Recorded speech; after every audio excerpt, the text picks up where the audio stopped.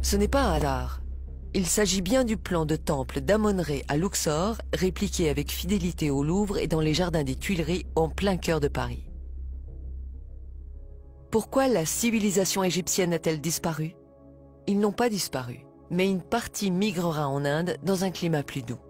Ceux qui sont restés sur place ont préservé le secret de leur savoir, mais leur pacifisme leur a été fatal.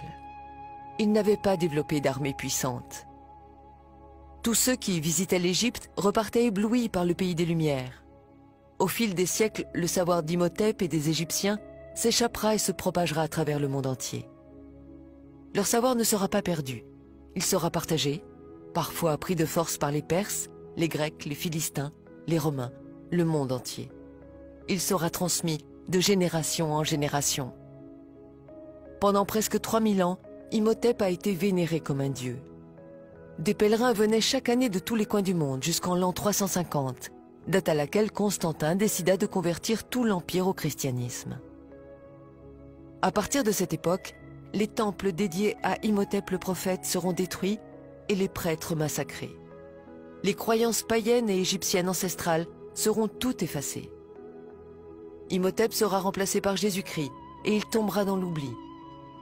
Le traité d'Imhotep sera remplacé par le serment d'Hippocrate. Les Afro-Égyptiens étaient vus comme des dieux pour les peuples qui les rencontraient. Nous réalisons maintenant qui sont ces extraterrestres et ces dieux. C'étaient les premiers scientifiques de l'humanité, les pères de la chimie, de la physique, des mathématiques et de la géométrie. Les Égyptiens ont fondé la civilisation moderne. Le Nil était doublement sacré. Il offrait de la nourriture, mais pas seulement. Le Nil leur a donné ce qu'il y a de plus précieux au monde, le temps. Du temps, 4 mois par an pour réfléchir et observer. Du temps pour faire de la science. Qu'est-ce que la science? Quelle est la définition de la science même? La science est expérimentale, vérifiable et visible. Des milliers de livres écrits, proposant chacun une hypothèse pour écarter les Égyptiens et mettre à la place une civilisation extraterrestre, Atlante, astronautes disparus ou des esclaves, c'est de la fiction, de la fantaisie et non pas de la science. Il n'y a aucune preuve pour affirmer l'existence des extraterrestres. Sans jouer avec les mots et avec la sémantique, sans faire de philosophie, le fait de ne pas avoir de preuves scientifiques est déjà une preuve. Depuis des milliers d'années, nous sommes seuls sur la Terre et nous le resterons pour longtemps encore, seuls, face à nous-mêmes. Ces théoriciens de l'ignorance et de l'obscurantisme appartiennent désormais aux poubelles de l'histoire. Les poubelles de l'histoire sont là, pour entreposer ces livres et ces théories. Il ne faut surtout pas les faire disparaître, afin que l'humanité puisse se faire sa propre opinion. Croire que le développement et l'intelligence humaine soient venus d'ailleurs, c'est beau, c'est romantique. Nous n'avons pas envie d'être seuls dans l'univers, mais ce n'est pas la vérité. Un mythe disparaît, et plus précisément celui d'une civilisation inconnue. La vérité, c'est que cette civilisation, mystérieuse et grandement développée, est l'Égypte. S'il y a une vérité obscurcie, c'est que cette Égypte est nègre. Ils découvriront l'énergie solaire. Sans l'énergie solaire, il n'y aurait pas eu de pyramide. Les Afro-Égyptiens ont découvert que la Terre était ronde.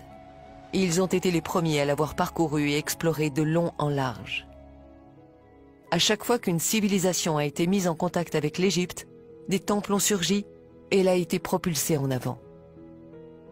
Un mythe est né, celui de la pierre taillée. L'humanité s'est construite avec du béton et non pas avec de la pierre taillée. L'histoire antique de l'Égypte, de l'Afrique, de l'Asie et de l'Amérique est à réécrire entièrement. Avant les sculptures de Michel-Ange, il y avait la perfection égyptienne.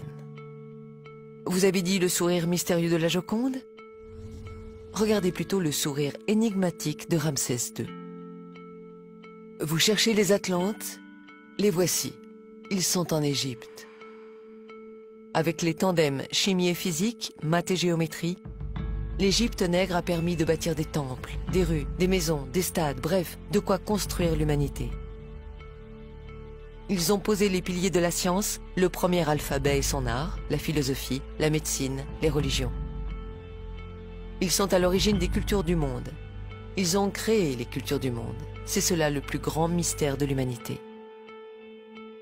Là où ils mettaient les pieds pour se reposer, ils bâtissaient un temple et plus tard une ville était née. Posons la bonne question. Devait-on en finir avec le mystère des pyramides entretenues par certains égyptologues? L'Égypte a une tâche importante, celle de préserver le berceau de l'humanité. Il est du devoir de tous les pays de l'aider, car si vous n'avez pas de passé, vous n'aurez pas de futur. Imhotep a été le plus grand scientifique de l'humanité.